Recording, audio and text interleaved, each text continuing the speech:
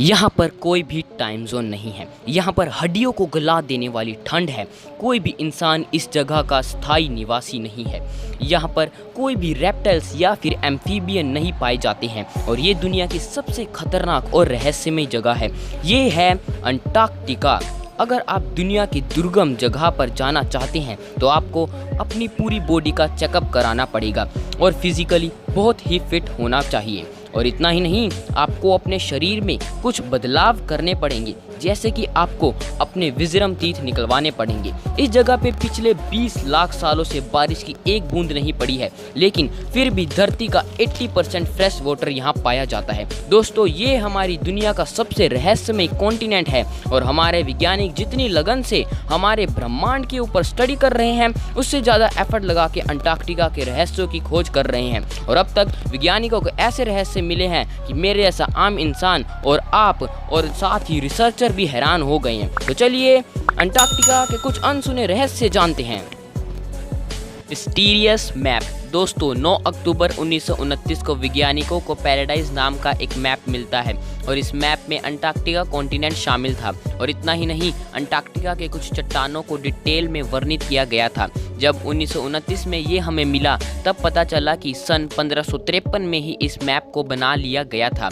अब इस मैप के बनाए जाने के 200 साल बाद सन 1773 में जेम्स कुक अंटार्कटिका के पास वाले रास्ते से निकल रहे थे।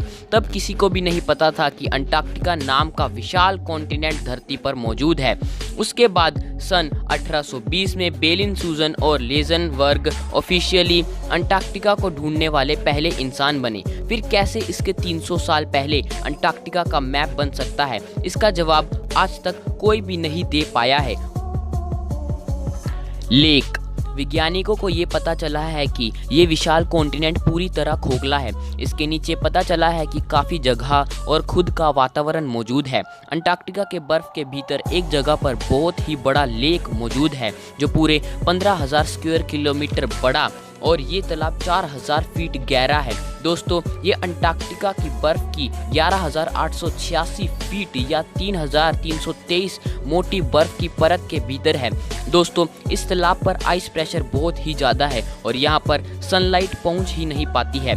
फिर भी इस जगह पर वैज्ञानिकों को कुछ अजीब बैक्टीरिया मिला है जो पृथ्वी पर पाए जाने वाले किसी भी बैक्टीरिया या जीव से अलग है, जिनका उन्होंने नाम दिया है W123-10। ऐसा इसलिए भी हो सकता है क्योंकि ये पृथ्वी से करोड़ों सालों से अलग थे और ये होना भी संभव है। वहाँ की जीव सृष्टि अपने तरीके से फले फूली होगी। वैज्ञानिकों की खोज को एक नई सोच को भी जन्म दिया है और ये होगी, अंटार्कटिका के बर्फ के भीतर क्या अपने तरीके से फलने फूलने वाली लाइफ का भी अस्तित्व हो सकता है? फिर मंगल की बर्फीली चट्टानों के भीतर या फिर टाइटन के सरफेस के नीचे क्या जीवन का अस्तित्व हो सकता है? दोस्तों, चलिए आज मैं आपको अंटार्कटिका का एक खास बात बताता हूँ। इस क्लाइमेट चेंज के दौरान अंटार्कटिका की जब बर्फीली चट्टानें टूटती है और जब बर्फ पिघलती है और ग्लेशियर मेनलैंड से अलग हो जाते हैं, उससे बिखर के टूट जाते हैं, तब टूटने वक्त उन ग्लेशियर से आवाज़ निकलती है। और दोस्तों, पिछले 10 सालों से साइंटिस्ट एडवांस मशीनरी के साथ इन आवाज़ों को रिकॉर्ड कर रहे हैं। तो चलिए दोस्तों, अंटार्कटिका के बर्फीली ग्लेशियर्स की टूटने की आवाज़ सुनते हैं।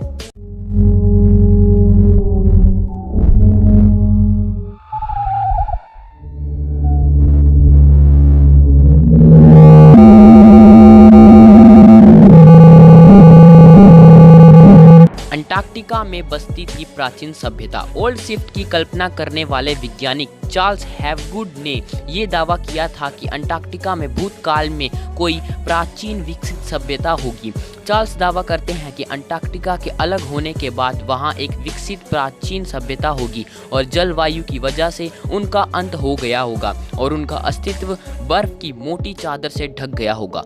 चार्ल्स ने ये थ्योरी अर्थ क्रस्ट शिफ्टिंग के आधार पर दी थी और उनकी इस थ्योरी के कई समर्थक थे, जैसे कि महान वैज्ञानिक एल्बर्ट आइंस्टाइन एक थे। दोस्तों, इस जगह पर इंसानों के विचित्र स्कल मिले थे। इनमें से एक स्कल के माथे से ऊपर का सिर बहुत ही लंबा था और 1995 में ब्रिटिश लेखक ग्राहम हैंकॉक ने अपने एक पुस्तक फिंगरप्रिंट्स ऑफ द गॉड जारी की। उन्होंने अपनी बुक में लिखा था कि 10,500 साल पहले एक बहुत ही उन्नत सभ्यता का अंत हो गया और उसके अवशेष आज भी अंटार्कटिका की बर्फ के नीचे दबे हुए हैं। और ग्राहम का ये भी कहना था कि इसी सभ्यता के वंशजों ने आगे चलकर माया और मिस्र की भी नींव रची। और हाल ही में अमेरिका के कुछ वैज्ञानिकों ने कहा है कि अंटार्कटिका के पहाड़ के कुछ बर्फ पिघलने के कारण कुछ पिरामिड भी मिले हैं। वैज्ञानिकों की 8 लोगों की टीम ने ऐसे 3 पिरामिड खोजे हैं। तो दोस्तों, इस पर आप क्या कहेंगे और आपकी क्या राय होगी, हमें कमेंट सेक्शन में ज़रूर बताइए। और साथ ही इस वीडियो को ज़्यादा से ज़्यादा लोगों में शेयर कीजिए। अगर आपको वीडियो अच्छी लगी हो तो वीडियो को लाइक भी करिए।